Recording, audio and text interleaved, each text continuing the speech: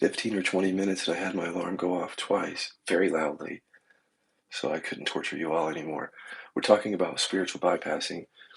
And this particular question, so I had 3 or 4 questions come in after Jeff Foster started to post more.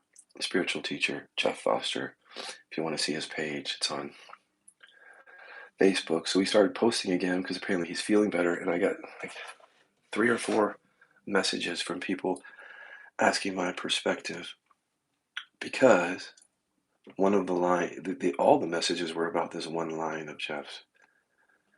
So it's worth just looking at it, if I can even find it. Well, essentially what it said was,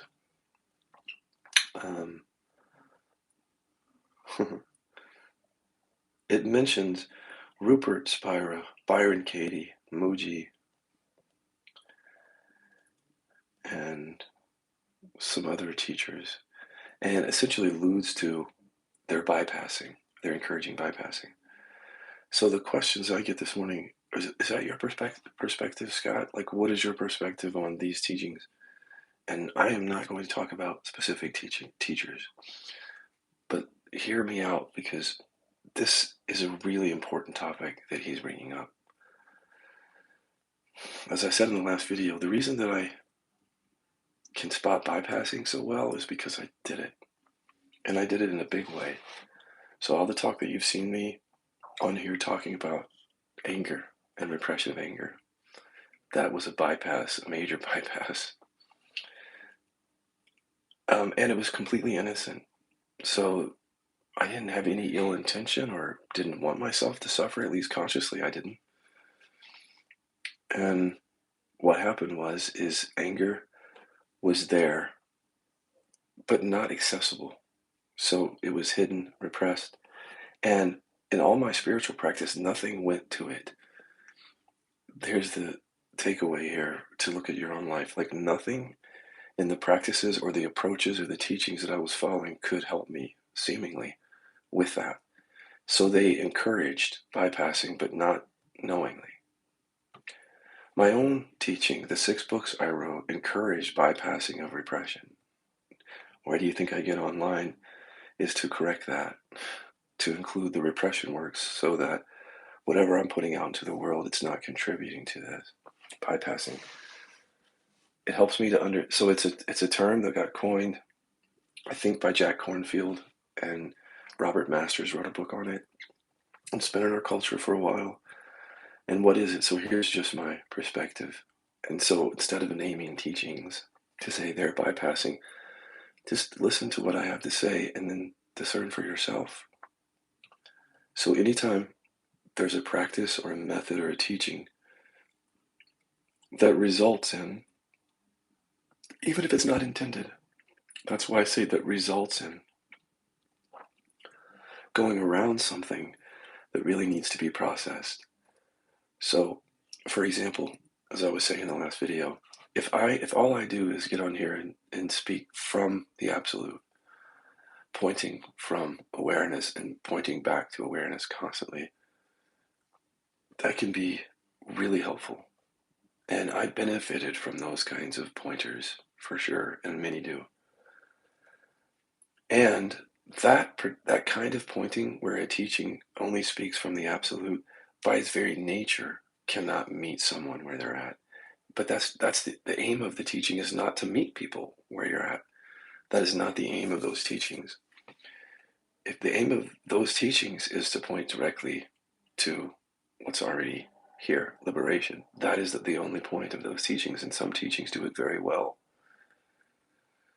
But they are not designed to meet someone in the audience who has unresolved grief or trauma. They're not, and it's not necessarily even a fault of theirs. The way that I sit back and look at this is every teaching, every expression of every person on earth is a unique expression. Everyone's doing the best that they can, describing their experience. And we can only see what we can see at any given time. So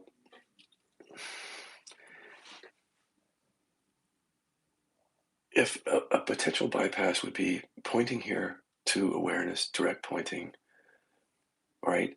And then someone comes up and says, I have a lot of unresolved grief or trauma or some emotional repression. A bypass could be saying to the person, there is no self there. There's no one to whom that's happening. Or all there is this. And that's a fiction of your imagination. Trauma is a fiction of your imagination. Repression, a fiction of your imagination, because it isn't real. Things like that don't meet the person where they're at. So what I've come to learn is that even if someone is in the company of a teacher or someone who points really directly, that doesn't mean that they don't have things to process later. And in fact, many people come from those teachings to process things. And that's fine because they're open to it. So they benefited from those teachings, but they recognize the potential for bypass and they came to try to correct it. So looking for that for yourself is that anything that has the result, any way of talking, any spiritual practice that's encouraged, any book, any video, anything that has the result of encouraging the going around something, to not feel it, to not process it, is potential bypass. But let me speak of it a different way that I think is even more helpful. If you come across a teaching or a method that divides our experience in a certain way, and that doesn't resonate with you, that's a potential bypass. So, what is our experience? Everything that we can experience, essentially, in life is experienced through words, pictures, feelings, and sensations or senses. So we can't know any objects in reality without words, pictures, feelings, and sensations arising to form how we see and experience the object. So that means our mind is involved and our body is involved in all of this. So our mind is, we know how that's involved, all the programming, the beliefs, the stories, the I'm not safes and the I'm not good enoughs, all of that mind. And many spiritual practices deal with that level quite well. So practices or methods that question the mind, practices or methods like who am I, where you're questioning the mind, they are very skillful at that level. But then there's the body. So we don't just have thoughts in isolation. We don't just have thoughts, words, and pictures. We have feeling and sensation, which is body. And that's really important because the more velcroed emotion or sensation there is with thought, the more we believe there's an object there that really is independent, like it's really existing on its side. It's nothing to. It's like, it feels like the more we're identified, and there's Velcro with mind and body, the more it feels like separation is real. Say it that way. So, in my view, we must include the body because we don't just exist as a disembodied mind. So, it must include the body. So, any teachings that, for example, just deal with mind and don't speak to body could potentially be a bypass. And let me say a couple more things about that to further pull you across the threshold here to hear what I'm saying. We didn't know, we did not know 100 years ago, or maybe 200, let's say 100, we did not know about trauma. Not really. Science really hadn't studied it that well. It certainly hadn't studied emotional repression. So these things are developments that in science that we've seen in the last however many years. And what they tell us is the body stores information, imprints from childhood, whether it's I can't get angry at dad because he'll attack me, or it's not safe to be affectionate in this family, repression, or trauma of any kind tends to be held in the body. So we know this from science, but we also know it from the Kiloby inquiries, because when we go into the body, we find a lot, a lot of thoughts connected to those feelings and sensations. So any teaching that ignores the body or ignores the mind is a potential for bypass. I've said this before, but just listen to me. So if you have any practice or method that's only going to mind and ignoring the body potential bypass, some some methods are in the body now. Somatic type methods are, I would say, almost too much in the body because they're missing the mind. They're missing the unconscious programs that keep all that body stuff there. So are they, and to one degree or another, they're not skillful enough to include the mind, is what I mean. There are definitely good therapies out there that include both. But I think you know what I mean. You've heard that, like the somatic talk, as if we can just come down and feel something. And somehow that, just doing that, knocks away all programming or something. And it's more multifaceted than that. Because some things in the body, by just feeling them and accepting them as they are, they just fall away because they're not strongly connected to the mind. But some things, like contractions, chronic pain, don't just fall away as you're feeling into them in the body because they're connected to the mind. And then there's the awareness. So those three things, which you hear as mind, body, spirit, you hear that phrase a lot, but what is that? To include all of those things: spirit, awareness, mind, words and pictures, body, feeling and sensation. So if you're going to a teaching or a practice that, again, just deals with the mind, your body may be ignored, bypassed, vice versa. But also, there's a potential bypass if we just only talk about awareness. Because there's not, of course, all there is awareness, but within awareness, there are words and pictures and feelings and sensations. And those are the things that make us suffer.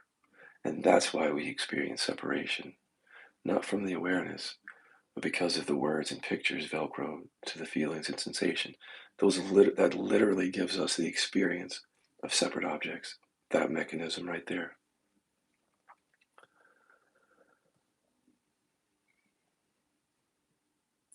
So if a teaching or a method only speaks of awareness as if, and here's how it might sound. It might sound, don't even worry about that thought. Dismiss that. Dismiss all thoughts and feelings for the most part, and come back to what's already here and awake.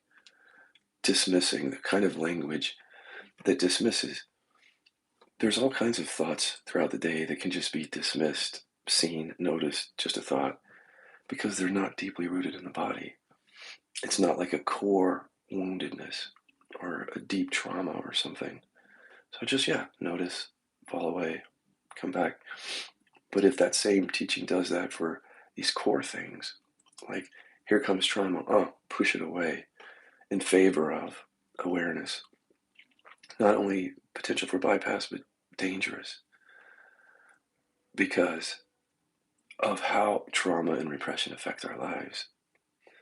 So a teaching that ignores that, ignores the body, or it favors awareness and doesn't explore the mind deeply, isn't paying attention to the mind-body effect. So the mind-body effect is something we all now know. I don't know if all of us do, that the mind and the body are inseparable.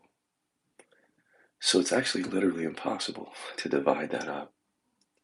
They're not divided. But some practices and teachings divide it up as if you can divide it, as if you can just question the mind, or you can just rest with the body, or just be awareness. Look to what something doesn't include, and then you'll find your potential for bypass right there. What of the three things does something not include? So if I go to a teacher who has a new inquiry style and all they do is question whether a thought is you or something like that, then I would say to the person, what about the body? That there's a bypass there because a lot of this suffering is in somatic experience. Why are we ignoring it? Or another teaching just says, well, I have the Holy Grail. I found the answer. And the answer is just to come down and let every sensation be as it is. Let all emotions just be as they are. And that's really seductive because it feels like we're really facing everything then, you know, the way that some of these teachings talk. It's like, just open yourself to every experience in life. Like, Let it all come, the heartbreak, the joy, the mundane. That's great, except that the idea of just meeting emotions or sensations as if that's going to break us through our conditioning doesn't take into account the mind body effect. Because some of these teachers are just like that. They're like, whatever you feel, just come and feel it. Whatever sensation is there, let it be. Again, it ignores the fact that these things are there in part because of things we're believing up here. So that can be a subtle bypass to feel everything. Feel everything. Instead of, what are you believing that makes you feel those things? So I hope that's helpful. I won't mention teachings.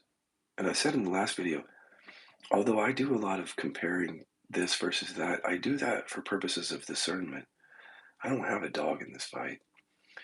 I don't have any. That's why I won't mention teachers, because I don't. Many of them are my friends. I'm not out to dog them, but I am out to speak my own truth around this. So the lid is off, and I'm speaking it. So some other things came in, kind of related to spiritual practice. Some other messages, questions. Someone came. This was a conversation that I had. I wrote some notes on it. I was having a conversation with someone. How did they put it? They were talking about threats. So how in our consciousness things feel threatening. So if just resting in awareness and something, a very, scary picture or memory arises. And I forgot the question exactly, but the person really saw that the threat of some future threat in a thought, like I'm going to be in bankruptcy, that was equal to a physical threat, like a bear about to attack you. So they hadn't really seen that a lot of the reason that we suffer is because of psychological threats. These are, which I would just say are threats that aren't really threatening our physical existence right here, right now. So I would say that most of our threats are psychological and perceived. If you want to look at it this way, this is helpful for me to say it or see it this way. None of our objects are real. Literally none of them. Real meaning they're not just out there. Time isn't just out there, independent of words, pictures, feelings, and sensations. We only know time that way. We only know objects that way. So literally we're sitting here in presence and there is no future. That's an object created through consciousness. And isn't it strange that the future never comes? It's always now. That's because the object future isn't real. So the psychological threats that we're dreaming up in future, none of them are actually findable objects. They're not there. They're being perceived into experience. And I think it's important to discern between all those objects that create a sense of psychological threat, things that aren't actually happening, objects that are not there, past, future, some object, person that we're thinking about. There's no physical threat. Most of our suffering is there. And very little do we actually experience real threats. I mean, it's not nearly as common that every day our life is on the line, for example. So most of our threats are psychological. And if you can see literally that we're making objects and then we're afraid of the objects that we're making, we're not doing it consciously, but we're creating a future that isn't there, a future that we can only know through words, pictures, feelings, and sensations. There's no future beyond that. There's just that. So you can see why we talk about psychological threats, because there's literally nothing there. It's being dreamed up. No matter whether it's about tomorrow's public speaking event or 3 years from now when, I don't know, something bad is going to happen. So being able to discern between psychological and actual physical threats is helpful, because you'll see that most of them are psychological threats. And you'll see that the objects that are threatening you As you wake up, you'll see they aren't there. They're actually the words, pictures, feelings, and sensations that give the appearance of them there. And so suffering is greatly reduced or goes away when you see all this object making, but you recognize that the objects aren't there. And so after a while, the mind stops creating the appearance of the objects. So future goes away in the awakeness. I mean, except for just very light thinking, light goal making. Any future in the awakeness, especially with inquiry, where it's skillful, anything that's scaring you about future, that object can be deconstructed. That self or whatever else. So this is why people, I think, one reason they talk about timeless presence, because it's the best way of, or one of the best ways to explain when you're no longer making time into an object, or you can see that it's not really there. And as you see that it's not really there, those thoughts and feelings, they stop arising and can even go quiet, giving the experience of timeless presence, objectless.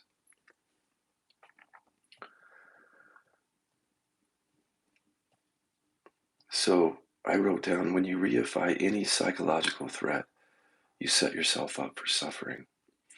And this is important because these psychological threats are really a big part of our stress. So we know that stress is connected to diseases and all sorts of things. And what is stress? Never like that word, because it doesn't point very well to what it really is. But for me, a big part of it would be these psychological threats. So if your conscious is being bombarded constantly by these apparently real things like the future, bankruptcy, death, that's stressful. So a good way to de-stress is to deconstruct your objects. It's hard to keep all the objects in place and not be stressed out. It's hard to keep future alive in your thinking and not be stressed out by that. Because every time you're thinking it up, you're thinking that it's real, and that's the problem. If you could dream it up, think it up, and know that your thoughts aren't really pointing to a future, then there wouldn't be stress or anxiety. But when we think it up, because these words and pictures are connected to feeling and sensation, these objects seem real. Future seems like a real thing. Stressful. Past. Stressful. So that begs the question, then do we not even worry about past or future? Do we not even go there if all those things aren't real? And the problem is with that is the bypass. Because if you still see it as real, if your body still remembers it as real, let's say that way. So if your body still remembers the past and the traumatic event or relationship or something, then by not going back there, your body retains the imprint of the past. So even if through mind you can see, oh, there's no past, there's just presence, your body remembers it otherwise. So that when you get around someone who's like the trigger of your trauma, you get re-triggered again, your body keeps the score. So it produces the experience of the threat, even if you see in the mind that there isn't anything there. Very deeply unconscious is how this stuff works, like deep somatic programming, body. And a lot of these thoughts that are connected to deep somatic sensations are actually very unconscious. So, in other words, even you may see that thoughts are just thoughts, the past isn't real, future is not real. But because of how the body remembers everything, the body is not just coming up by itself. That's the other news. It's like the body keeps a score and produces a trigger, but then the trigger is also partly mine at that point, but it's very unconscious. This is why I talk about repression and trauma, because this is how this shows up for us. It's like the body stores it, and then it looks like just a reaction. And some of the researchers are saying that trauma is just a reaction, but it isn't. It's a reaction initially, and under that reaction are feelings and sensations that are connected to specific memories and programming, mind-body connection. It's just more unconscious, so that when you're having a trauma response. You might get really anxious and scared or panicky or fight, flight, freeze, and your nervous system is hijacked. And it's mainly body at first. But as you get better and more skillful with inquiry, you start to see, no, it's not just body and it's not just a reaction. Words, pictures, feelings, and sensations, and all of these are remnants of the past. So the body keeps a score in the past, and the unconscious programs connected to that contraction or pain are past. So there's really no way without bypassing. There's just no way to avoid the past. But we're not going back to rearrange it, build it up, revise it, tell a better story. None of that. We're going back to look at the things that are still being carried in the body, the unconscious programming. And that's when we get into things like repression and trauma.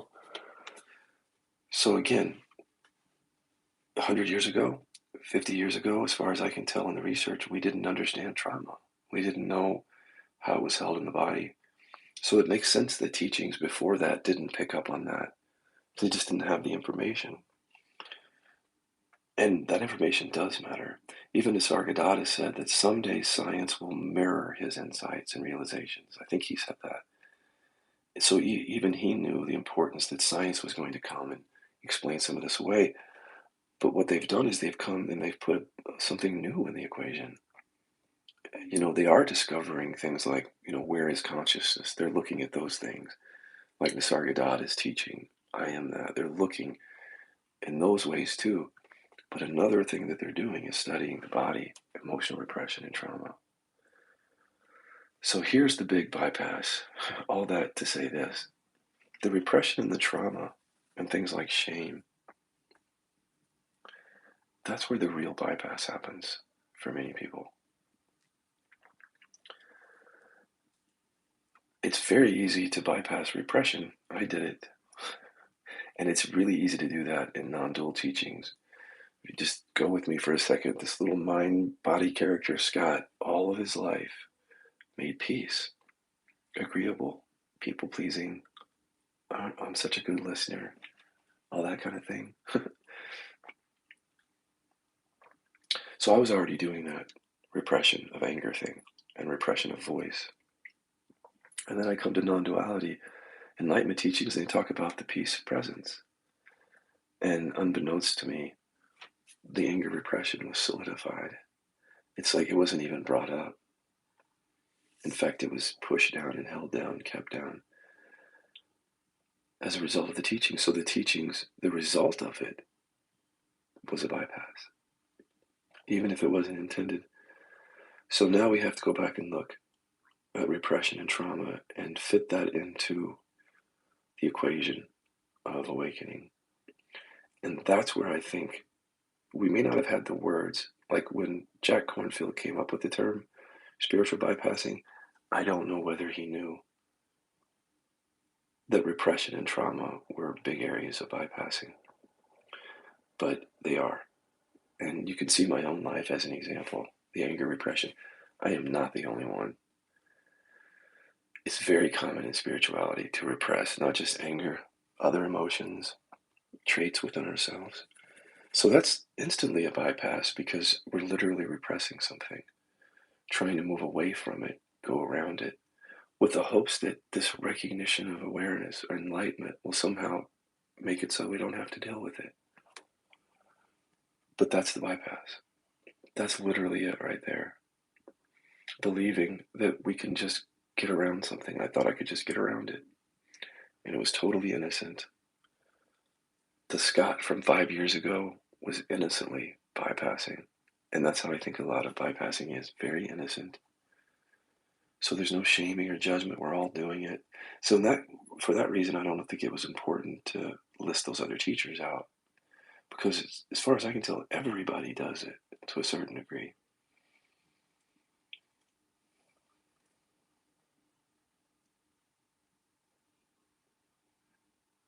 The question is, once you discover it, what will you do to correct that? So what we know from science is trauma and repression are repressed. They're unconscious. So there they are operating under the radar. It'd be quite natural that we would bypass that because they're already under the radar. We are not fully awake to the impact in our lives, in our bodies, in our relationships with these things like repression and trauma.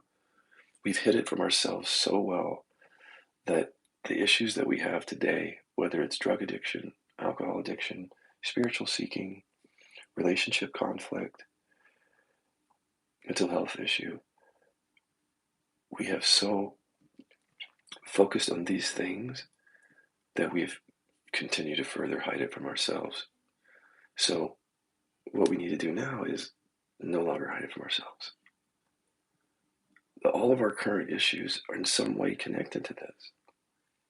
The seeking can be thought of as a way to try to get away from something uncomfortable that makes being in your body uncomfortable, being in your mind. Getting away from it. See, and just understand that trauma and repression are the kinds of things that you would do that with because they're under the radar. I attempted to bypass trauma, but it wouldn't. Here's the thing, our addictions and our various issues that we have are perfectly ripe to help us discover what we've bypassed if we'll just pay attention. So nobody talked to me in the non-dual world about trauma before I woke up in 2007. Nobody prepared me for that. Very few teachers were even talking about embodiment, let alone something specific like trauma or repression. So the trauma of being bullied was overlooked because the awareness was here. I just kept being overlooked and didn't know how to do it. That's the thing. Even if you have trauma, what do you do with that? So eventually, just living my life, the sex compulsion started, and that pointed me right back to looking at the trauma because the trauma was driving the sex compulsion. So if you pay attention to your outward behavior, your relationship conflicts, they're pointing you to what you've missed. They're just pointing us to it all the time. So my addiction was pointing to the fact that trauma was under the radar and bypassed, and then there was a consequence to that. The chronic pain that happened to me was the manifestation of a bypass. That's what happened as a result of it. Let's talk about signs of bypassing. Um, any kind of magical thinking is potentially a bypass. Magical thinking is like light beings, fairies, different, as if those spirit guides, there's nothing wrong with any of those things. People have those as companions or as figures in their life. But if they are in any way, if that kind of thinking around that in any way is helping you avoid something, but it doesn't have to be just light beings and things like that. Any pointer that's in some way designed to get you to avoid dealing with something, a sign of bypassing. And I would say at this point, if you're on the path and there's trauma coming up and you're not dealing with it, and you keep coming back to the awareness teachings, not processing trauma, that's a sign of an attempted bypass.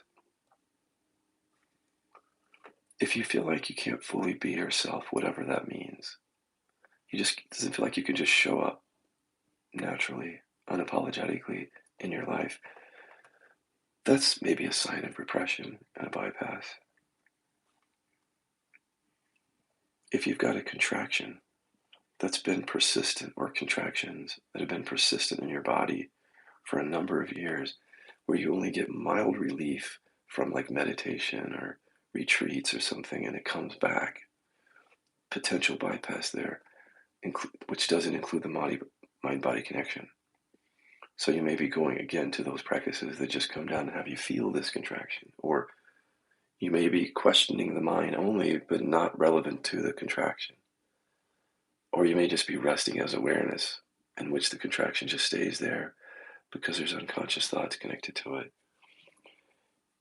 You're going to have less chance of bypassing if you see all three components in a practice or method, meaning there's the awareness component, there's the mind and the body, Any practice that gets at all of that, any practice that doesn't get to all three of those things, potentially can be a bypass. Those are the signs. If you find yourself preoccupied in your mind with non-dual pointers, it can be a sign of a bypass. Someone asked me the other day, Scott, do you sit and think about this stuff all the time? Never. You hear me talking on YouTube, I just open up the valve and I talk. When I get off, there's just quiet around it. But if I couldn't, if that wasn't my experience, if I was preoccupied with these concepts, whatever they are, running them all the time, that could be a sign of not wanting to come down into the body. The overcompensation there is a sign of bypassing.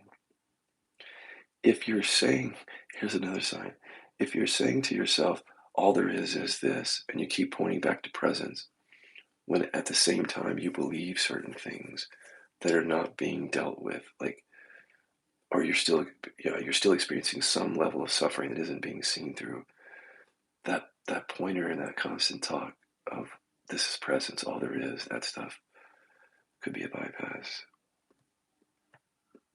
If you're using the spiritual speak to avoid feeling something, dealing with something. There are all kinds of practices that breathing, energy practices, those are all good. I did those during the time of chronic pain, but they're not necessarily designed to deconstruct. So certain breathing exercises, now Kundalini breath work can be an exception, but some of the breath work, what it does is it calms the central nervous system, but it doesn't deconstruct the mind-body connection. So hear me out. So it's like when you're doing a breathing thing and it's like you feel a sense of peace, calmness, openness come in just from that. Don't be fooled into thinking that the deep somatic programs around safety or unlovability or trauma are going to be seen through in that moment. What's really happening for the most part is that you're calming the central nervous system down and quieting the mind. Isn't necessarily deconstructive. So one of the signs is if you're engaged in a lot of those practices, but yet the programs are not, you're still believing in suffering, and it's like you can't get to them, no matter how many times you sit and do the breathing or the other energy work or whatever else.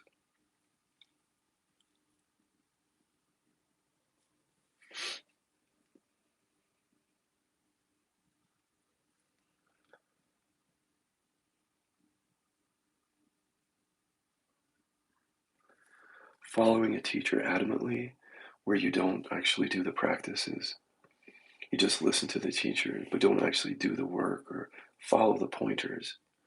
That could be a bypass, a way to keep you engaged in the subject without actually going deep on it.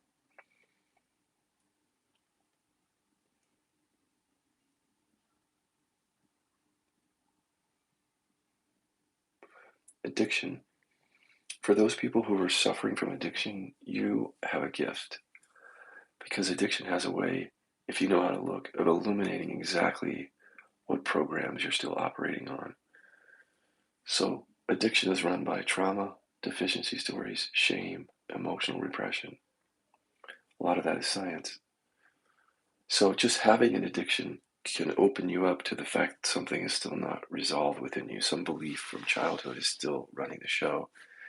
So as painful as addiction can be, it can be super helpful to point you to what hasn't been seen yet. I hate to say this, but I'm going to anyway. Really holding tight to a diagnosis could be a bypass. I've seen it so many times. Your head would spin. People come to our treatment centers. They've already been diagnosed with bipolar, borderline personality disorder, schizoaffective disorder, or something, and they identify so strongly with that it becomes their identity. And then they get on medication sometimes. And so by holding on tight to the identity, they don't always get to the root drivers, the actual beliefs that they have, because they're focused on the identity, the diagnosis, and they're looking for medicine, which is fine. Sometimes we have to take medicine, but what the medicine does is it comes in and just helps the symptoms of the condition. It doesn't get to the root. So if someone's depressed and identifying as a depressed person, what might be going on is unresolved emotional repression in their body, or something, some trauma, or repression of anger. And yet, by hanging on to the diagnosis, they don't get to that, or don't know how to get to that, and they instead just identify with the diagnosis and get the medication, in which case that's an obvious bypass.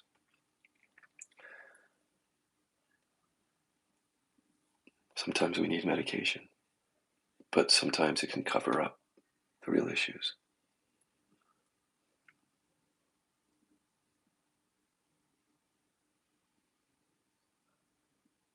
What are the other signs?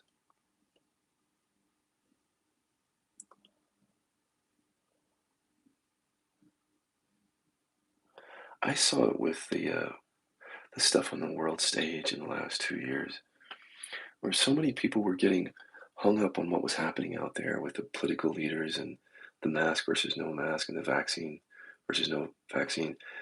And as I was doing sessions, again, within 5 or 10 minutes of most of those sessions that started out being about politics, ended up being about dad and mom and trauma, quickly went there. So just being really fixated on the world's events can be a bypass, a way of not seeing where it's coming from. The programs, like we're literally seeing what's happening in the world through a filter of our own conditioning. So how we're seeing the world is a way back in to look at our conditioning. But the bypass happens when we just stay fixated on the world events. So, posting every day about Trump, posting every day or commonly about conspiracy theories, focused on external, not recognizing how our conditioning is playing into that totally, can be a bypass. And that's a surprising one for people in non duality. I could see that happening in other aspects of the world, but knowing what we know about enlightenment, that there's no objective reality, people are still falling prey to that objective reality thing and missing the trauma from which it comes.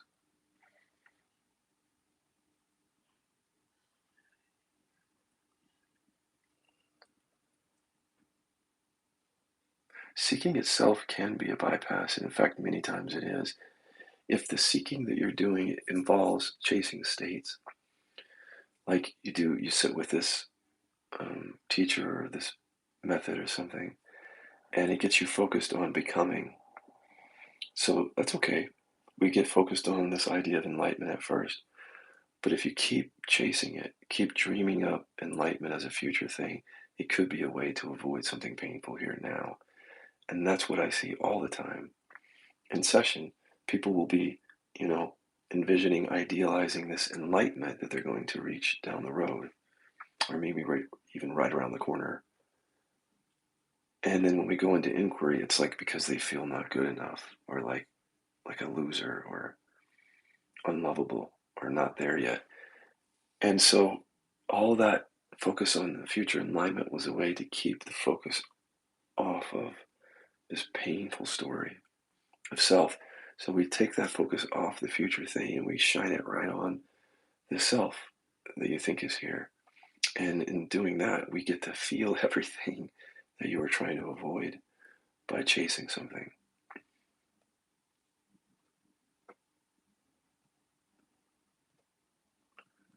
Another sign of a bypass is when we become finders. So we recognize the presence, but then we think we're done. Even while we have a body that's contracted, if we tell ourselves the story that we're done, that this is it, this is all there is, and we use that as a way, I think I've said that before, but that doesn't have to come in from a teachings. Like we can just interpret it ourselves that way. We don't even need teachings to tell us we think we're done. The ego loves that. It loves the idea of done, fully enlightened, fully embodied, done. But the body keeps a score. So no matter how much you say in your mind or tell other people that you're done, what's going on in your body is the real truth of that. So if there's unconscious identifications that haven't been discovered, you're putting your flag in the ground too quickly. And that can be a bypass, a way to continue avoiding that.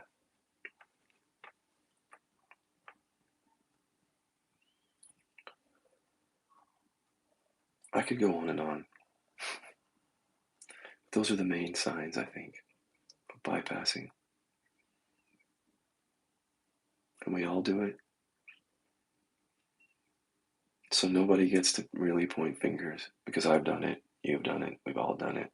That's why I'm not pointing fingers specifically at teachings. To me, that's not the issue. The issue is not who does it and who doesn't. The issue is, can we all spot it now? Can we all in our own experience spot bypassing? Because you can meet a teaching or a method that does not encourage bypassing at all, and yet still use it as a way of bypassing. So we can't even ultimately, we have to look at our own experience. Even if you say this teacher, that teacher is bypassing, it doesn't mean that your system won't try to do it a different way. If the bypassing is a mechanism here, if the repression is already a mechanism here, then I'm going to be looking for those things that help me avoid dealing with that, even if I don't know I'm doing it. But isn't that helpful to say that teaching bypasses because it's within us? It is our tendency, the ego's tendency. So we have to each look at it for ourselves, I think. That seems healthier than just pointing the finger at people specifically.